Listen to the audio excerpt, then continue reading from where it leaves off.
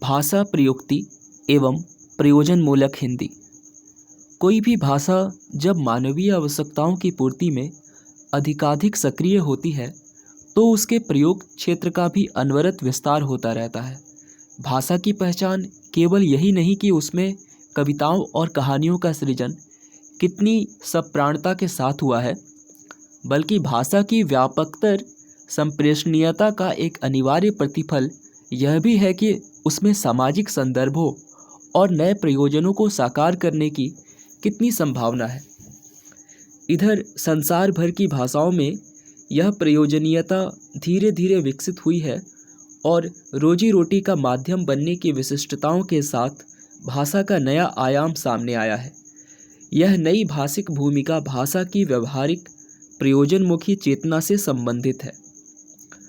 प्रयोजनमूलक भाषा से तात्पर्य ऐसी व्यवहारिक भाषा से है जिसका उपयोग एकाधिक विशेष प्रयोजनों के लिए हो। जीवन की आवश्यकताओं की पूर्ति के लिए प्रयुक्त भाषा ही प्रयोजनमूलक भाषा है। यह भाषा व्यापकतर जीवनोपयोगी उपकरणों से बनती है और इसकी व्यवहारिक कुशलता में संदेह नहीं किया जा सकता। स्वभावतः भाषा की सामाजिक व्यवहारिक प्रयुक्तियों के साथ प्रयोजनमूलक भाषा की चर्चा का सीधा और अपरिहार्य संबंध है। वास्तव में भाषा हमारे सामाजिक संप्रेषण का सबसे महत्वपूर्ण साधन है। भाषा का विकास जिन सोपानों के सहारे होता है उसमें संस्कृति, अर्थतंत्र और सभ्यता की विभिन्न करवटों के सारे आयाम सहायक बनते हैं। मनुष्य की विचारधारा और भावाभिव्यक्ति के विभिन्न प्रयासों को भाषा ही मूर्त करती है। भाषिक संप्रेषण की इसी उपादेयता के कारण ज्ञान विज्ञान की तमाम शाखाओं में मनुष्य को समझने के लिए भाषा को समझने की अपरिहार्यता है। भाषा ही वह संचार व्यवस्था है जिसके केंद्र में मनुष्य की पूरी सत्ता आ सिमटती है। मनुष्य के मन और परिवेश के सभी स्तरों पर भाषा ही मध्यस्थता करती है। एक ओर भाषा हमारे संप्रेषण का सशक्त साधन है तो दूसरी ओर सामाजिक नियंत्रण का समर्थ उपकरण। भाषिक आचरण ने ही मनुष्य को अन्य प्राणियों से भिन्न प्रमाणित किया है, मनुष्य के व्यवहारों को समाज का दर्जा दिया है। निश्चय ही भाषा एक समाज सापेक्ष अभिव्यक्त साधन है जो व्यवहार द्वारा अर्जित की जाती है और सामाजिक संपदा होती हुई भी सामाजिक दृष्टि से स्तरित होती है। समाज में भाषा के अनेक रूप उपलब्ध हैं। इन रूपों को उनकी प्रयोगवत्ता, प्रकार्य और अभिव्यक्ति के अनुसार वर्गीकृत किया जाता है। भाषा, विभाषा और बोली के रूप में समाज अभिव्यक्ति के जिन उच्चरित रूपों का उपयोग करता है उनके मानकीकरण की कोशिश एक अलग समस्या है। इतना तय है कि सामाजिक प्रयुक्ति के धरातल पर कोई भी भाषा हमेशा एक जैसी नहीं रहती। विषय, अभिव्यक्ति और सामाजिक परिस्थिति के अनुरूप भाषा के अनेक चेहरे हमारे सामने हैं। न्यायालय में जैसी हिंदी चलती है ठीक वैसी ही हिंदी विज्ञापनों के लिए उपयोगी नहीं होती। साहित्यकार जिस हिंदी का उपयोग करते हैं ठीक वही हिंदी कार्यालयों अथवा बाजारों में नहीं चलती। अलग अलग स्थितियों और स्थलों पर भाषा की अलग अलग प्रयुक्तियां हैं। कोई भी भाषा समाज में जितने अधिक क्षेत्रों में प्रयुक्त होगी उसकी प्रयुक्तियां भी उतनी ही अधिक होती है। विषय और संदर्भ के अनुसार विकसित इन सामाजिक प्रयुक्तियों के कारण भाषा में न केवल उपयोग का अंतराल होता है अपितु पारिभाषिक शब्दावली एवं भाषिक संरचना में भी अंतर नजर आता है। समाज में भाषा चाहे मौखिक रूप में अभिव्यक्त हो अथवा लिखित रूप में, दैनिक व्यवहार के अपरिहार्य सामाजिक साधन के रूप में भाषा की प्रयुक्तियों का संसार बहुआयामी है। प्रयुक्ति और संप्रेषण प्रकार्य की इसी विविधता के संदर्भ में भाषा के कई प्रयोजन सिद्ध रूप निर्दिष्ट किए गए हैं। स्टीवर्ट के अनुसार भाषा के 7 प्रयोजन रूप हैं। पहला राजभाषा, दूसरा वर्ग भाषा, तीसरा शैक्षिक भाषा, चौथा संपर्क भाषा, पांचवा साहित्यिक भाषा, छठवां धार्मिक भाषा, सातवां तकनीकी भाषा। कुछ भाषा चिंतक प्रकार्य प्रयोग की दृष्टि से भाषा के 3 ही रूप निर्दिष्ट करते हैं। पहला प्रयोजन मूलक, दूसरा सांस्कृतिक और तीसरा ज्ञानात्मक। प्रयोजन मूलक भाषा ऐसी भाषा है जो विशिष्ट प्रयोजनों के लिए प्रयुक्त होती है। यह अंग्रेजी के फंक्शनल लैंग्वेज का पर्याय है। प्रशासन, विधि, वाणिज्य, उद्योग, विज्ञान, संचार, अर्थशास्त्र, राजनीति, शोध, शिक्षा आदि सभी क्षेत्रों में चिंतन और अभिव्यक्ति का माध्यम बनकर यह भाषा अपनी सार्थकता सिद्ध करती है। अधिकाधिक प्रयुक्ति क्षेत्रों में प्रवेश कर अनुभव और संप्रेषण के अनगिनत प्रयोजनों को सिद्ध करने वाली यह भाषा अपनी विशिष्ट स्वउद्देश्यता के कारण ही प्रयोजन मूलक बनी रहती है। इस क्रम में प्रयोजन मूलक भाषा प्रवाहमान नदी की धारा की तरह अपना मार्ग स्वयं बनाती है। वह अपनी प्रयोग क्षमताओं का लगातार विस्तार करती रहती है, जैसे नदी अपने तटबंधों को नवजीवन देती हुई अपनी छवि संवारती रहती है। यह प्रयुक्ति सापेक्ष भाषा है, जिसका विशिष्ट प्रयोजन परक संकल्प किसी भी भाषा को विशिष्ट व्यवहार और प्रकार की विविधताओं से जोड़ता है। फंक्शनल लैंग्वेज के विकल्प के रूप में प्रयोजन मूलक भाषा की स्वीकृति का विरोध भी हुआ है। डॉक्टर रमाप्रसन्न नायक के अनुसार प्रयोजन मूलक भाषा से संकेत मिलता है जैसे कोई निष्प्रयोजन भाषा भी है। डॉक्टर नायक ने प्रयोजन मूलक की जगह व्यवहारिक शब्द के प्रयोग का प्रस्ताव दिया है, लेकिन व्यवहारिक भाषा से दैनिक जीवन में प्रयुक्त होने वाली सामान्य भाषा का बोध ही होता है, जबकि प्रयोजन मूलक भाषा का कार्यक्षेत्र सामान्य भाषा से भिन्न और विशिष्ट होता है।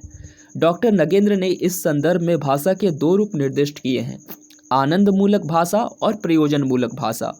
उनके अनुसार प्रयोजन मूलक भाषा के विपरीत निष्प्रयोजन मूलक नहीं, आनंद मूलक भाषा होती है।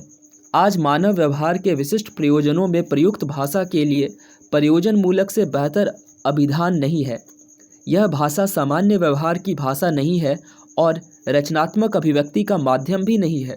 यह विशिष्ट प्रयोजनों में विशिष्ट लोगों द्वारा विशिष्ट प्रयोजन की सिद्धि के लिए प्रयुक्त विशिष्ट भाषा है।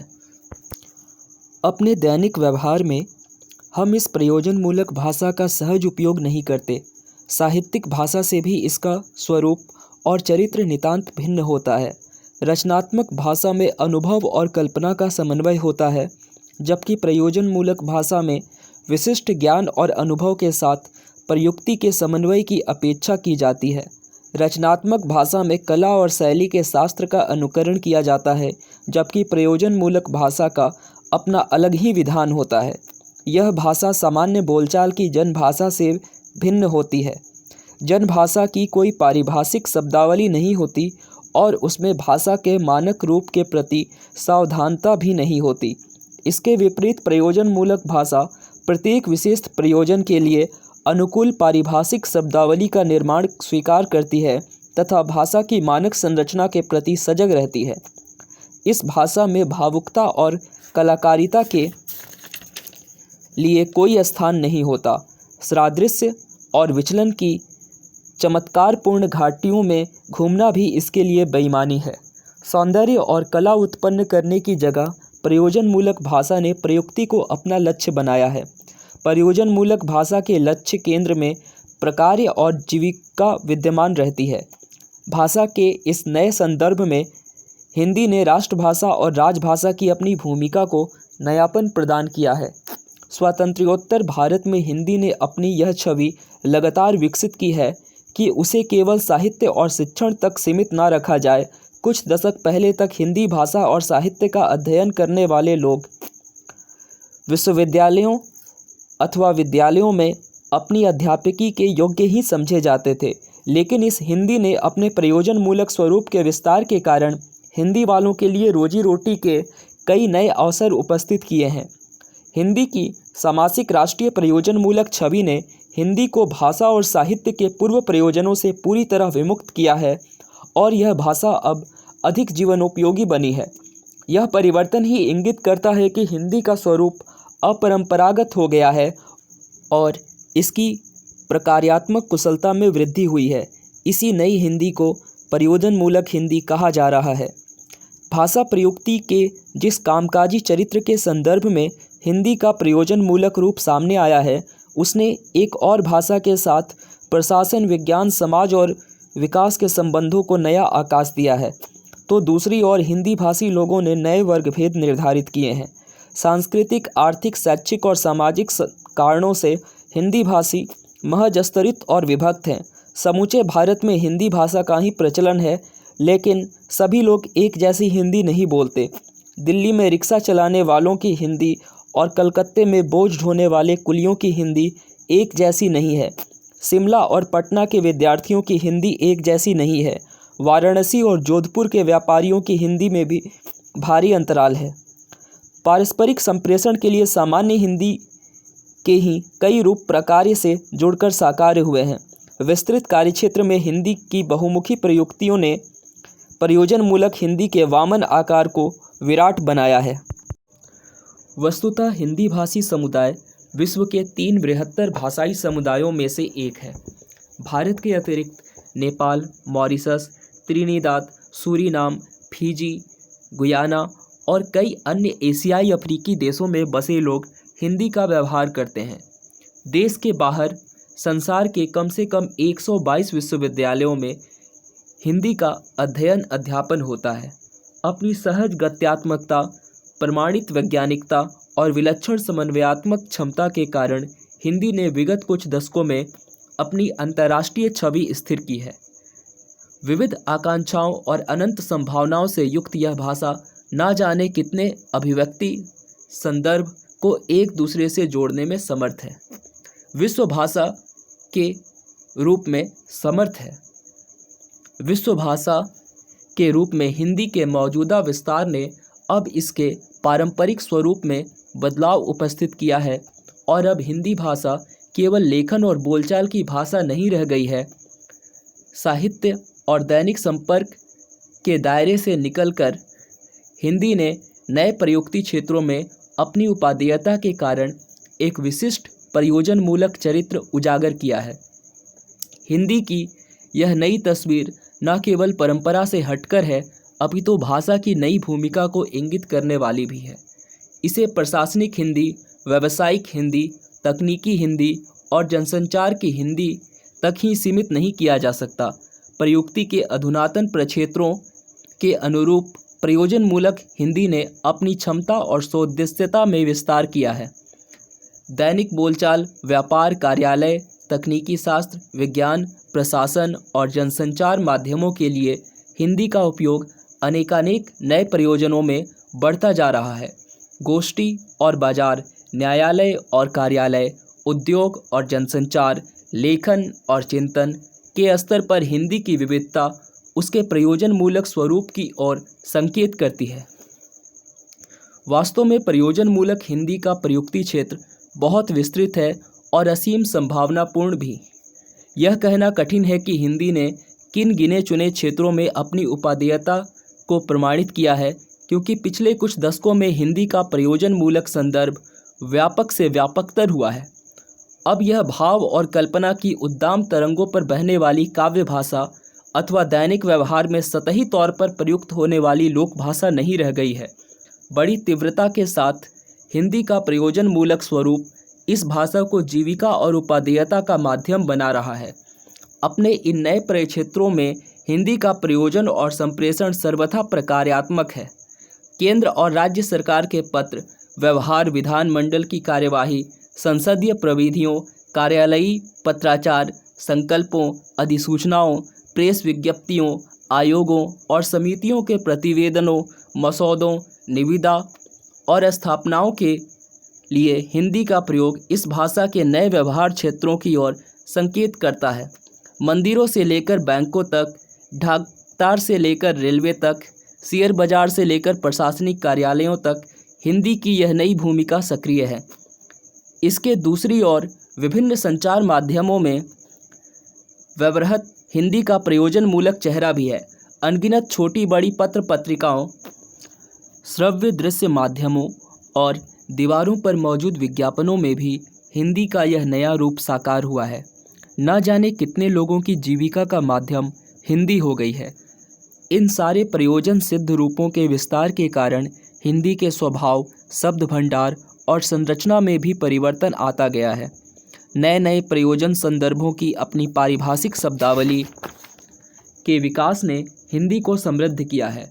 विज्ञापनों की रंगीन दुनिया से लेकर व्यवसाय के ठोस यथार्थ तक प्रयोजनमूलक हिंदी की प्रयुक्ति एक व्यापक सामाजिक राष्ट्रीय संदर्भ को उद्घाटित करने में समर्थ हुई है।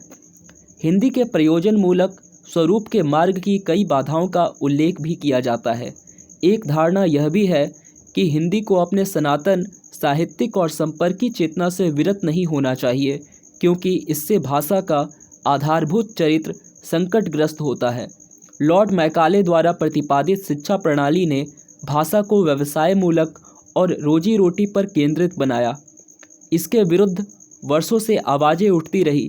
मैथिली शरण गुप्त ने शिक्षा की इसी प्रयोजनीयता के विरुद्ध लिखा, छेड़ो न लल्ला को हमारे रोग नौकरी करनी नहीं, शिक्षे तुम्हारा नाश हो तुम नौकरी के हित बनी। लेकिन शिक्षा की फैलती हुई ज्योति ने भाषा ज्ञान के समानांतर भाषा की प्रयुक्ति दिशाओं का भी विस्तार किया। भाषा के विभिन्न रूप विभिन्न प्रयोक्ताओं के बीच स्वाभाविक रूप से विद्यमान रहते हैं, जिनमें प्रयोजनानुकूल बदलाव आता रहता है।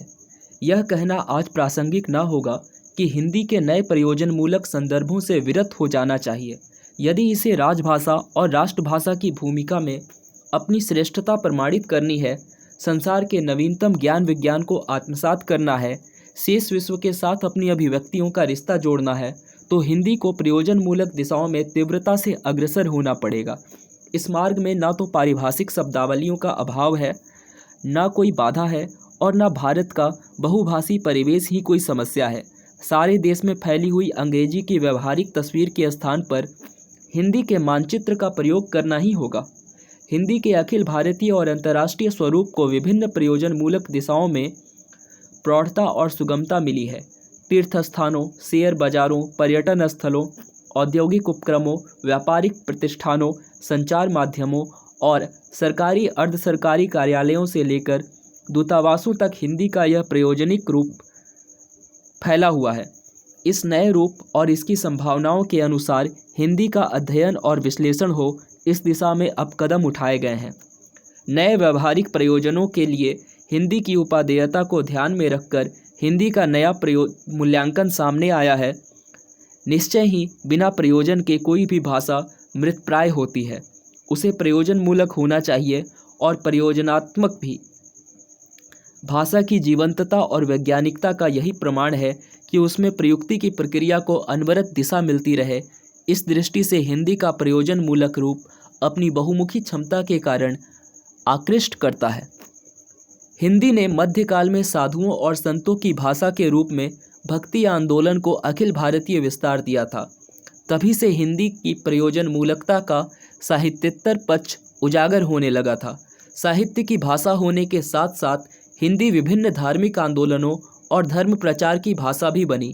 स्वाधीनता संग्राम के दिनों में यह आज़ादी की लड़ाई में जूझने वाले राष्ट्रभक्तों की संपर्क भाषा के रूप में काम करती रही।